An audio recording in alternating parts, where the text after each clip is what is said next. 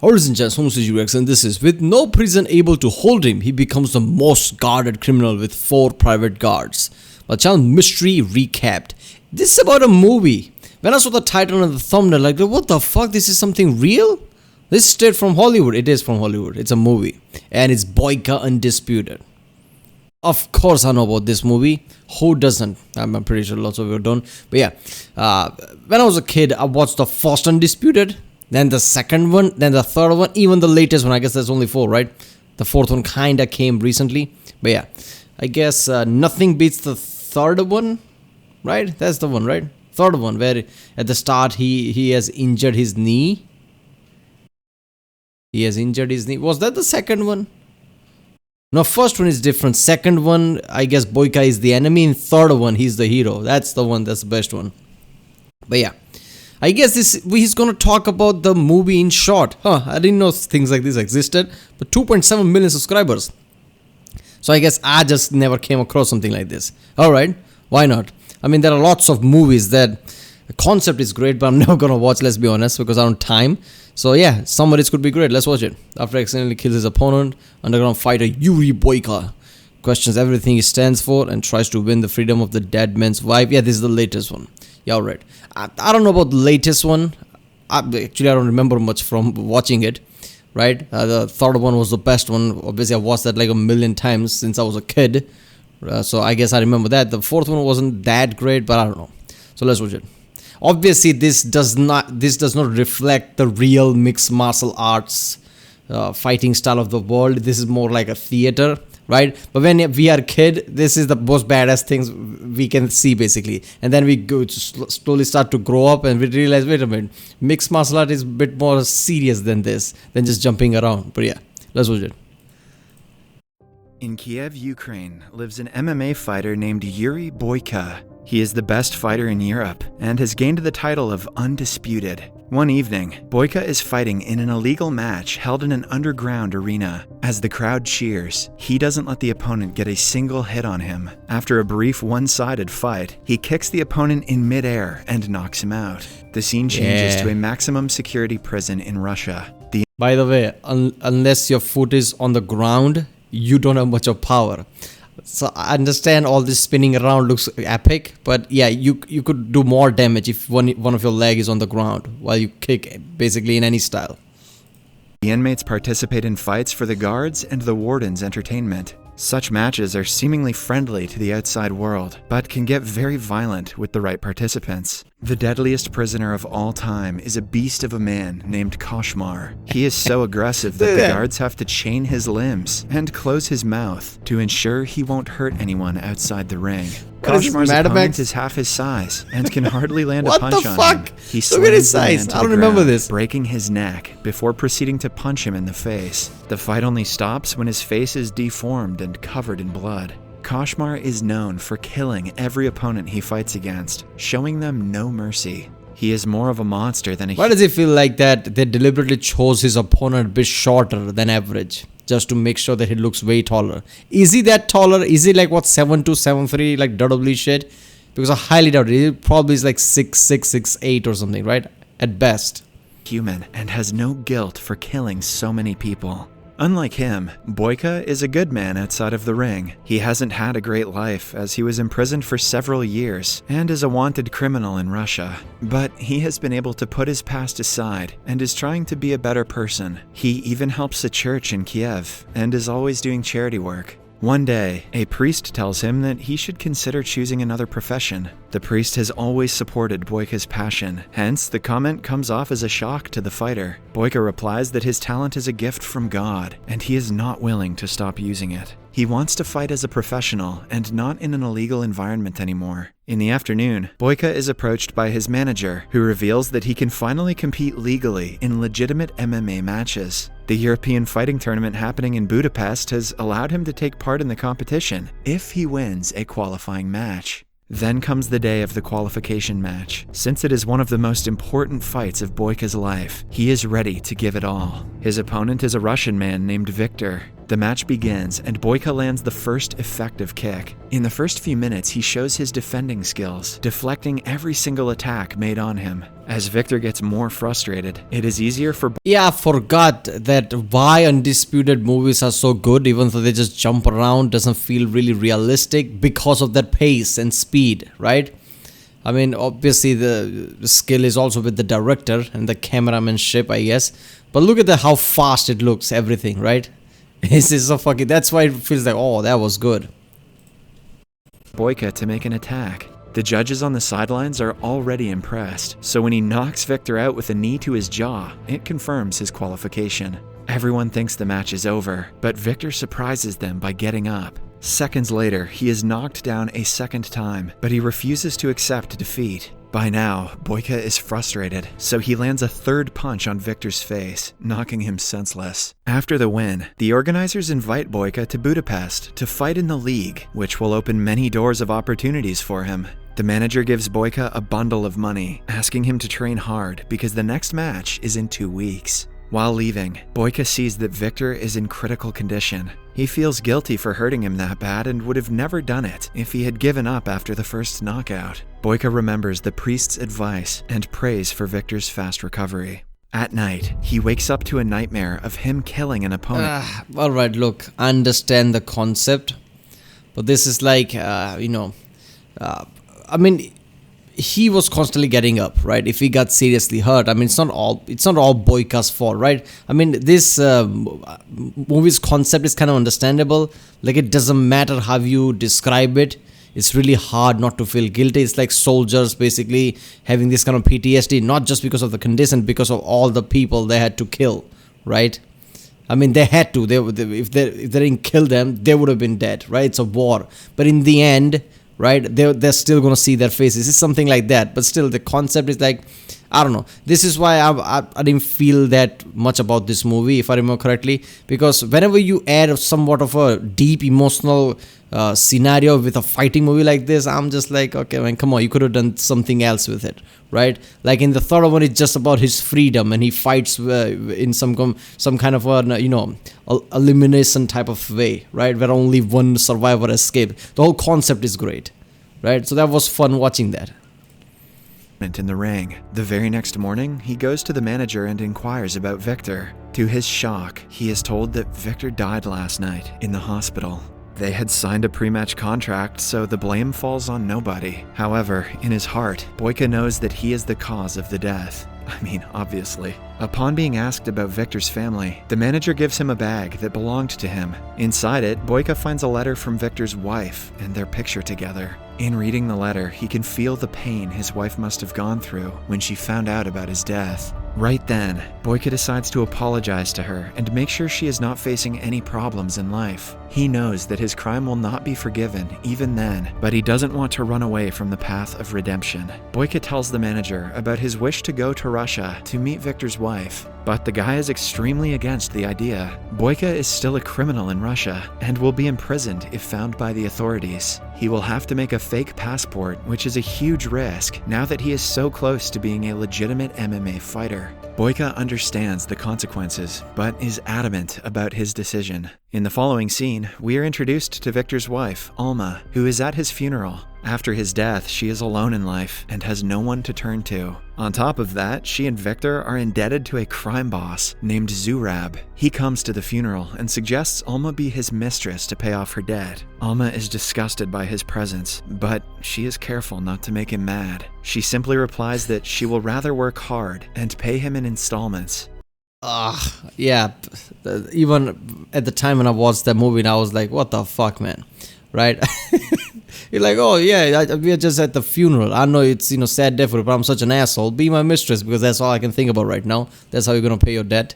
Alma owns and lives in a community center. She and Victor built it with the money they borrowed from Zurab. The place is home to many orphans and people who are in need. On arriving in Russia, Boyka goes to meet her, but notices her being taken away in a black car by a bunch of men. It turns out that she works as a waitress in Zurab's underground fighting club. He is very protective of her and treats her like his property. Later that day, Boyka goes to the fight club and finds Alma. When he tries talking to her, Zurab's people stop him and escort him outside. Boyka wants to avoid fighting, hence he politely asks them what time she will get off work. The gangsters attack him at the question, but are in turn taught a lesson for messing with a professional fighter. Zurab sees Boyka fight and is impressed by his skills. He has been needing a good martial artist in his club and wants to hire Boyka. However, the man argues that he is not here to participate in fights. He simply wants to meet the girl. Zurab offers to talk to Alma on his behalf, refusing to let him meet her. But Boyka yet again disagrees with him and walks away.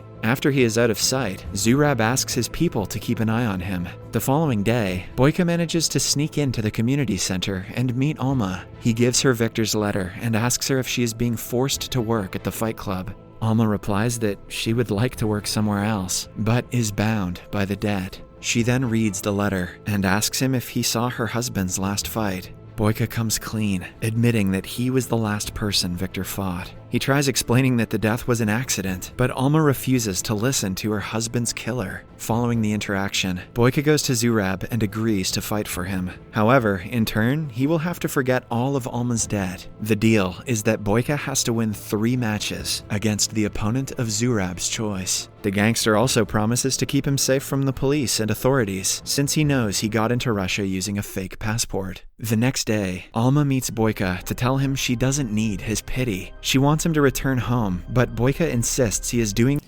Yeah, so basically movie has very simple concept, right? Like they are at a certain emotional point of it, like Boyka kills somebody then feels guilty. Then the element of there is a female in distress that he has to basically save her, right? Concept of feeling guilty and saving someone.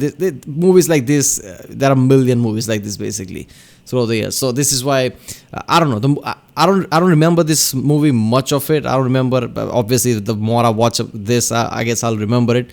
But I'm pretty sure I didn't like this as much as 3, just because of the concept of it. It just felt like any movie, any action movie in general, because of the concept. This for his own satisfaction. After that, he goes to a local gym to train for the matches, but is bullied by a man. When the guy keeps on poking him, Boyka slams him down with a single kick. Then comes the day of the first fight. Boyka goes against a local fighter in an easy match. The rival manages to land a few weak kicks, but is proven to be weak in front of someone as good as Boyka. He manages to knock him down and is about to throw the last punch, but stops midway. To his relief, the opponent accepts defeat, so he doesn't have to hurt him further. After the fight, Alma serves him drinks. Boyka asks her if she is familiar with a nice local gym, because the one he is going to right now doesn't live up to his standards. Alma thinks about it for a while, before inviting him to use the gym in her community center. He trains there for the next few days, and ultimately, Alma gets used to his presence. Boyka's next match is a 2 versus 1 against a pair of brothers. He is shocked because he was never told about these rules. Zurab boasts that it is his arena and the fighters have to play by the rules. The match begins and Boyka struggles to defend against both brothers. Will they ever find an enemy or antagonist or whatever that doesn't look like an asshole, right? I mean, I like to see a movie where the concept is everything like this, but the guy doesn't look like an asshole. Like there is a hidden element to it. Like you're supposed to slowly realize that he's an asshole. In this, as soon as you see his face and how he's acting, it's just like, yeah, he's gonna be asshole.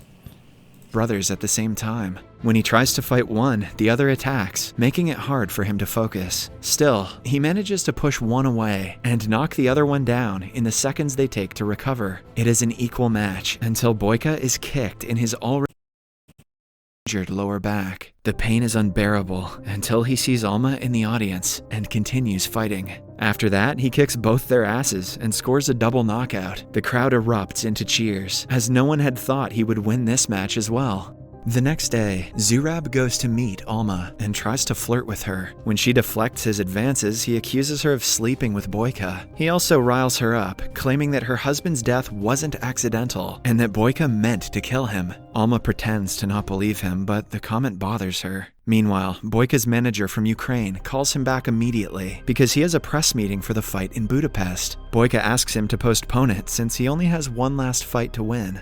Upon reaching his room, he finds Alma waiting for him. She urges him to tell the truth about her husband's death, and Boyka starts telling her about all the hardships he has faced in life. He reveals that the first half of his life was filled with misery, and the match against Victor was his only chance at getting a better life. He gave it all and won, but Victor's death took away a bigger part of him. He knows that accepting his help is very difficult for Alma, but he begs her to let him do what he has to. At night, for the final match, Boyka goes against Igor, Zurab's best fighter who has been mocking Boyka since the day he arrived. Igor is especially furious at Boyka because he is a threat to his position in the gang. He takes all his frustration out and showers him with repeated attacks. He manages to put up a tough fight, making Boyka's lower back his main target. But the direction of the fight changes when Boyka lands a double midair kick on him. Following that, he beats Igor black and blue, making him bleed profusely until he passes out. With this, he wins the entire tournament, and Alma's debt is paid. However, Zurab has already... Well, I mean, Boyka's ability in this movie is not that... I mean, come on. They are following from the third movie. In the third movie, his main enemy was somebody who was constantly getting jacked with steroids, right? Constantly injecting himself with the steroids just so he's like a super soldier or something. And Boyka defeated him. I mean, his ability in this movie is shown in a way that, like, obviously he beat his ass up, right? I mean, by now he's like the best of the best. I like that direction, right? They didn't try to do something like, oh, Boyka's struggling. No, Boyka can't struggle. Predicted the outcome and prepared for it. He stops Boyka and reveals that he has to fight one last man for their deal to be over. Boyka only has a few hours before his meeting in Budapest, which is very crucial for his career, but he doesn't want to leave without saving Alma. Hence, he asks the manager to wait until the next morning and gets ready to fight the final champion. The opponent is Koshmar, the beast who has fought and killed all of his opponents in the Russian prison. He is brought into the arena in chains because of his violent nature. The fight starts, but Boyka is already too tired. He tries his best, but his attacks seem to do Koshmar little to no harm because of his physique. The beast lands several punches on him before kicking him in the jaw. Boyka falls down because of the impact and has a hard time standing back up. Seconds before losing the fight, he gathers strength and stands up again, but is again slammed to the floor. When Koshmar is almost sure that he has won, Boyka takes him by surprise and pushes him back with a kick. After that, the fight tilts to his side. He holds the beast in an arm lock, breaking his right arm before kicking him out of the ring. With this, he finally wins the match, but Zurab is still not ready to let go of Alma. He makes his minion attack Boyka while he tries to run away with the girl. Boyka is on the ground at his lowest. This might be a stretch, but the ending was kind of similar to how it happened in UFC with Brock Lesnar's first match, right? Brock Lesnar was already way too big for UFC. I mean, anybody who's seen UFC, especially around that time, I remember that match. I watched it live, right? And at the time, everybody was just talking about how big Brock Lesnar is, how he had to cut just to make the weight, right? And he was fucking lean. And with his match with Frank Mir, I think, the first one, right? Frank Mir's ass was getting kicked all around the ring, right? Brock Lesnar was just way too aggressive. Only thing Frank Mir could do was put him in ankle lock, if I remember correctly. And that's how Brock Lesnar lost. So I like how that's the same element. The massively big guy, he can't really beat him up completely, right? So Boyka basically just, used some kind of a submission technique. When he sees Alma being pulled outside. With renewed motivation and anger, he attacks the guards and kills them all. At last, he gets his hands on Zurab and tackles him to the ground. Boyka is shot in the process, but his pain is overshadowed by his anger. Eventually, Zurab is strangled to death. Alma tries to help Boyka, but he stops her, asking her if he has her forgiveness. Sometime later, the police arrive and arrest him. Before being pulled away, he again inquires if she forgives him, but Alma doesn't give him a reply. Then, Boyka is put back into a Russian prison. A month later, Alma comes to visit him and tells him that he is forgiven. Boyka is relieved for the first time in months, even though his plan to become a professional fighter failed. In the last scene, we see him fighting in the prison's arena, continuing to hold the title of the Undisputed. Subscribe for more videos like that. Back to square one. Back to the Russian prison and Undisputed Boyka. Yeah, I remember the second movie, first time Boyka was introduced, as soon as I see the last scene. But yeah. Well, that was with no prison able to hold him. He becomes the most guarded criminal with 4 private guards. That's a bit on the nose, right? I mean, in the third movie, they showed the steroid element to it, right? The enemy was way too overpowered because of the steroids. That all felt grounded on, basically, right? Down to earth type of mentality. With this one, it just became a bit too much, right? What is he, a fucking beast? They have to bring him with a chain and mask. What is he, a psycho? I don't know. So yeah, the third one is still the best one, right? I guess third one's name is Boyka. I don't know, what was it? Undisputed? Fourth name is Boyka Undisputed? I think it was third's name. What was the third's name? I forgot. But yeah. Alright, people. That was with no... I said that. This is by the channel Mystery Recapped. If you like my reaction, don't forget to subscribe. And yeah, I'll see you next time.